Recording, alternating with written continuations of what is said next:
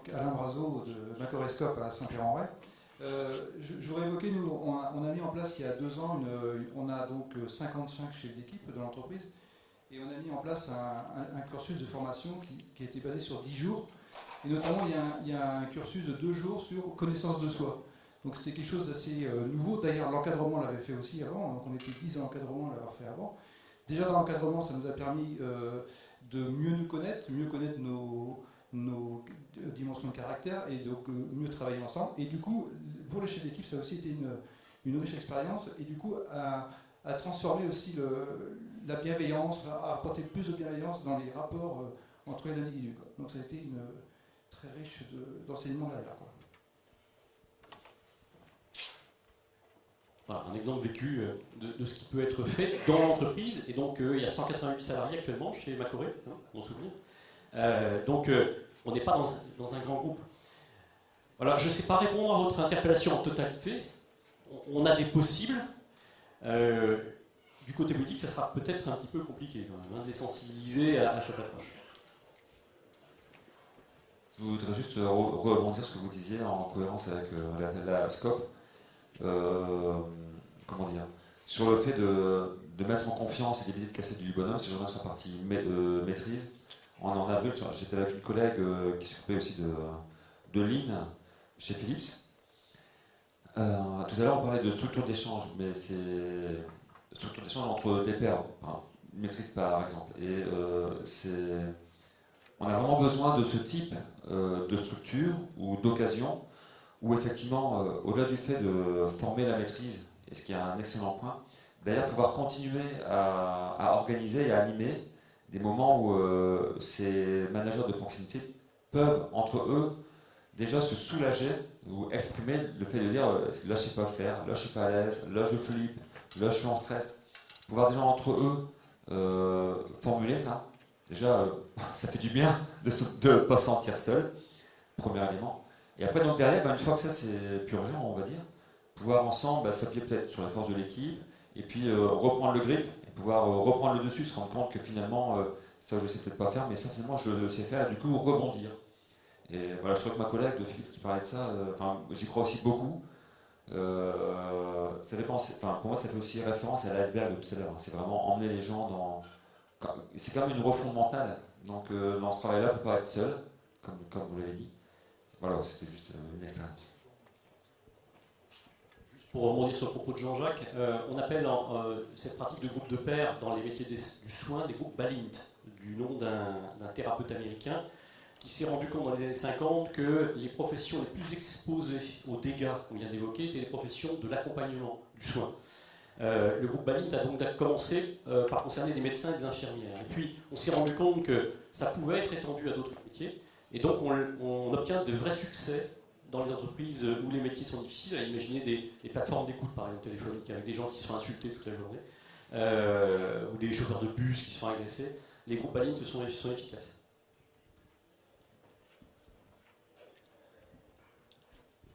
Bonjour, Alain Collière, Crédit Agricole, donc monde des services. Deux questions. La première, c'est comment on mesure l'engagement des salariés. On a par exemple chez nous des indicateurs ambiance confiance qui sont de bon niveau. On nous dit que c'est le niveau du BTP. C'est aussi un BTP, apparemment, les gens sont très fiers de leur entreprise. Mais en fait, on est quand même sur du déclaratif. Est-ce que j'ai confiance, machin. Alors, est-ce qu'il y a d'autres formes de mesures, peut-être sur d'autres critères? Alors, il y a par exemple dans la littérature le Q10 ou des choses comme ça qui mesurent l'engagement. Donc ça c'est la première question. Et puis la deuxième question c'est cette approche lean management. Est-ce que vous avez des expériences dans les équipes commerciales? Puisque nous on est une structure extrêmement décentralisée, une centaine d'agences, d'agences c'est 12 à 20 personnes. Et comment on fait sur des structures plus de commerçants qui finalement sont un petit peu tout seuls avec leurs clients et ont du mal à créer du collectif entre eux. Ils ne travaillent pas ensemble, en résumé.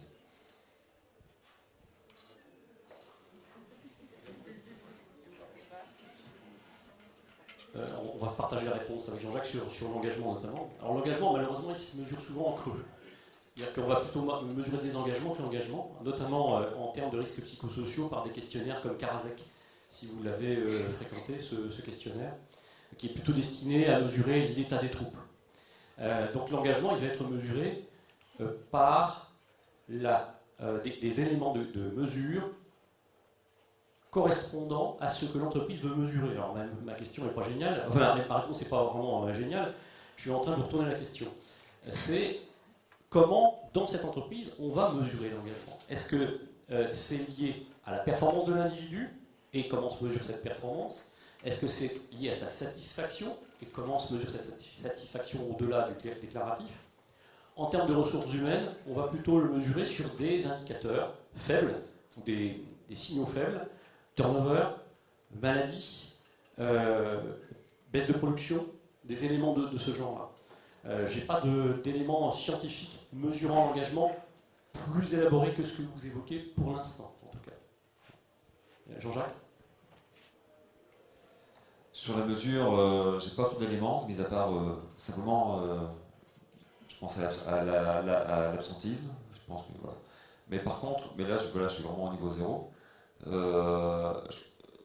Je mettrais le dépassement de soi en relation avec la notion dans mon engagement.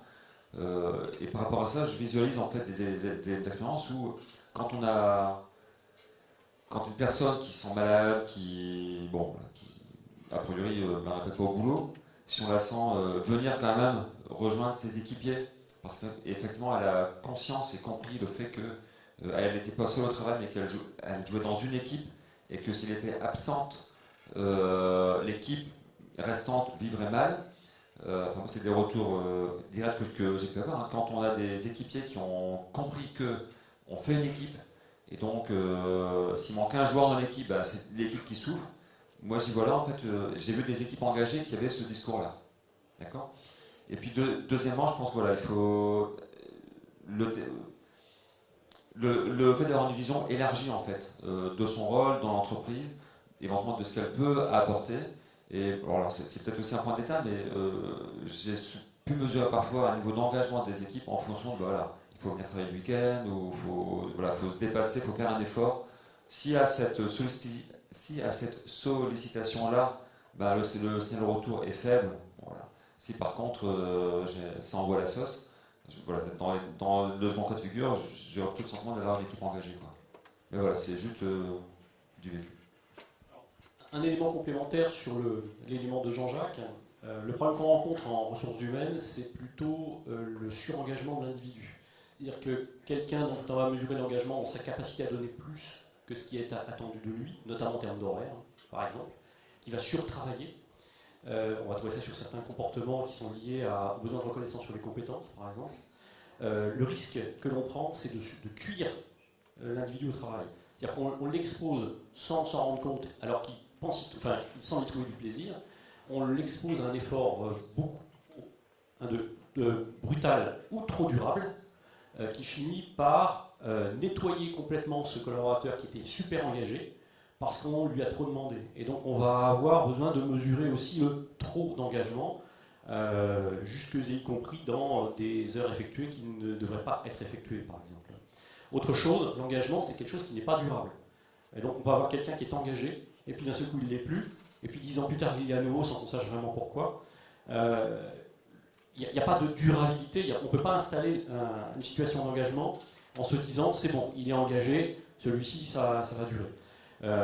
Ce qui me pose le plus de problèmes dans l'état actuel des choses en tant que recruteur, ce sont des gens qui vont donner un visage d'engagement très fort dans la période de recrutement et dans la période d'essai, et qui s'effondrent complètement en termes d'engagement après, quand on s'est installé dans une situation plus stable. Alors c'est un moment difficile pour l'employeur, qui dit c'est pas ça que j'ai acheté au moment du recrutement, très concrètement. Si votre voiture, vous l'achetez pour 150 chevaux et puis qu'au bout de 6 mois elle vous rend plus que 80, vous avez une déception, bien entendu. Et c'est une situation que l'on va rencontrer beaucoup, qui va nécessiter aussi au moment du recrutement, alors quand je dis recrutement, c'est y compris dans le marché interne de l'entreprise, pas nécessairement à l'extérieur, mais d'aller regarder de manière un petit peu répétée comment l'individu se mobilise au travail. Qu'est-ce qui fait qu'il se mobilise?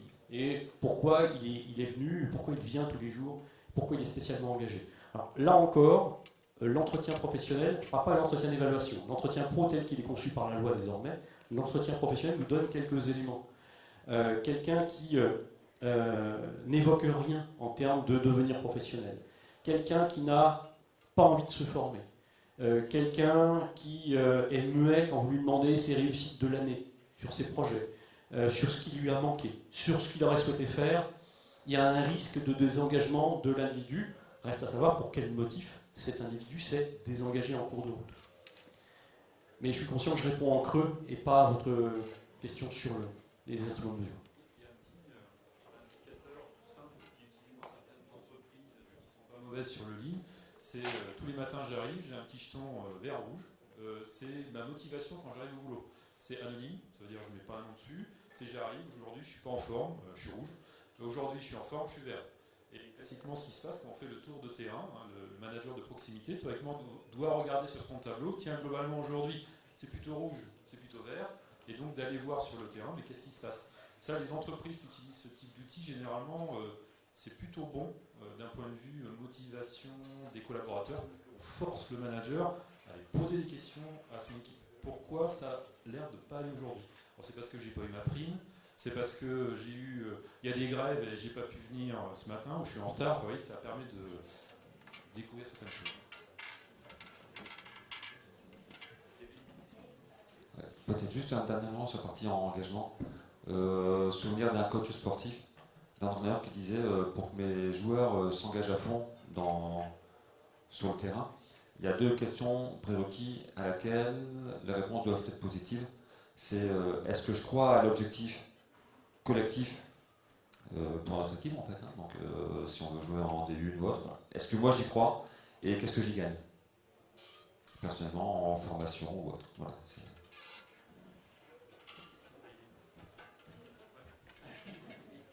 Excusez-moi, alors Fakri Atayeb, je suis consultante en ingénieur qualité chez Altran, donc un prestataire que vous connaissez peut-être chez Bayer. Et du coup, ma question était plus orientée vers Monsieur Véguin. Donc, j'aimerais savoir, vous avez dit en fait que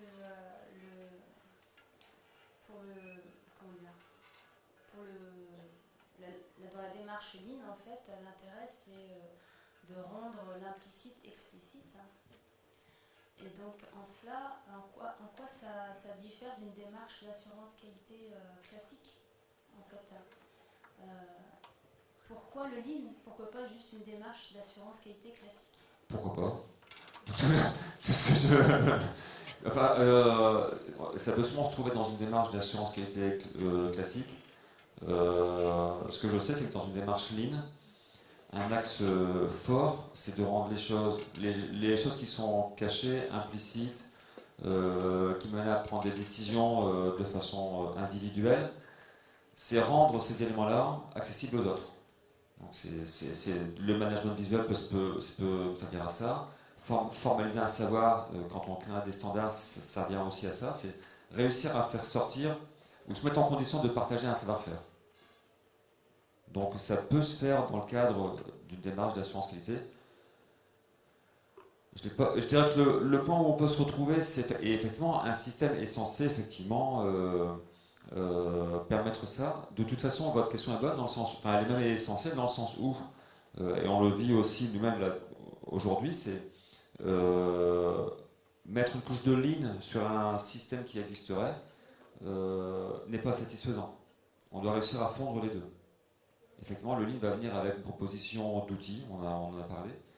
On aurait tendance à les mettre en plus. Le travail à faire, c'est effectivement de réussir à les intégrer. Il n'y a pas de souci. Vous avez un micro ?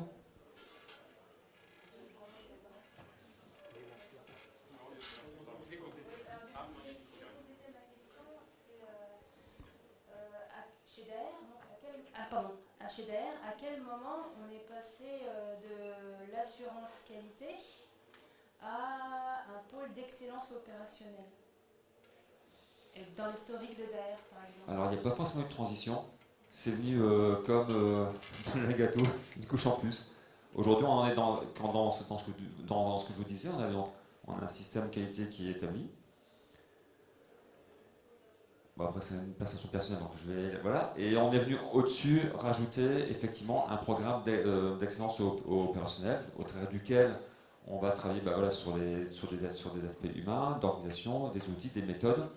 Et aujourd'hui, c'est vrai, ça vient en plus. Et aujourd'hui, avec les collègues groupes qui développent en fait ces programmes-là, on sait qu'on va avoir à produire, 2016, peut-être plutôt 2017, une remise en cause complète de notre système d'assurance qualité pour ne plus faire qu'un seul système.